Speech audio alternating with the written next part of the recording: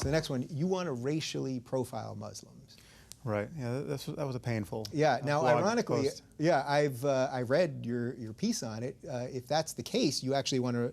You're either Muslim or you want to racially profile yourself. I am right? of the race that should be profiled. Yeah. So can you explain that a little bit more? Well, so we've all had this experience of going through security and seeing people who, at a glance, you can rule out as non-jihadists. I mean, all I've argued for in the few things I've said about profiling is that we should be honest about what we're looking for. We're looking for suicidal jihadists. Now there are other suicidal people who may bring down planes, but as a general matter, we're looking for people who are the functional equivalent of the 19 hijackers, right? So we're not looking for 80-year-old women from Okinawa. We're not looking for little girls from Norway. If Jerry Seinfeld is going to the airport, if he gets the same search that someone who looks like Osama bin Laden does, right. That's a crazy misuse of resources. Now, there are little wrinkles here that we can correct for. It's possible to put a bomb in someone else's bags, so all bags should be searched. I mean, yes, you can think this through, but there are people who you absolutely know at a glance are not terrorists, right?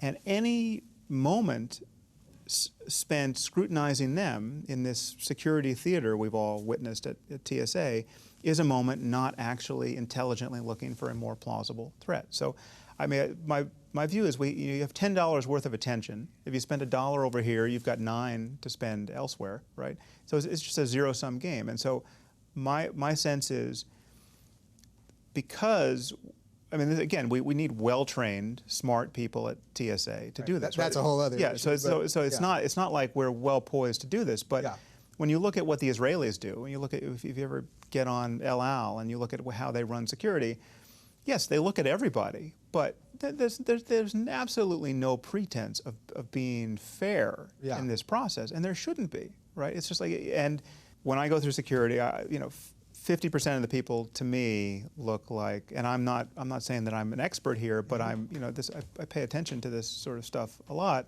I would be willing to bet my life that certain people are just, and in this blog post, I showed a picture of one. I mean, one old woman who you just know. Right. There's just absolutely no way she's joined Al-Qaeda. So you look at her and you say, okay, the scrutiny on her is a waste of time, and it's a dangerous waste of time. And in the interest of appearing fair, we are actually ramping up our risk. And the keyword being appearing, right? Because it's just appearing; it's not actually. Yeah, but you and I fit the profile. I mean, we're youngish to middle-aged men who could be. We could be jihadists, right? There are jihadists who, like as I said, Adam Gadon or any of these other Western recruits to Al-Qaeda or ISIS, who functionally look like us. They don't look like Arabs. They're not, they're not holding Pakistani passports.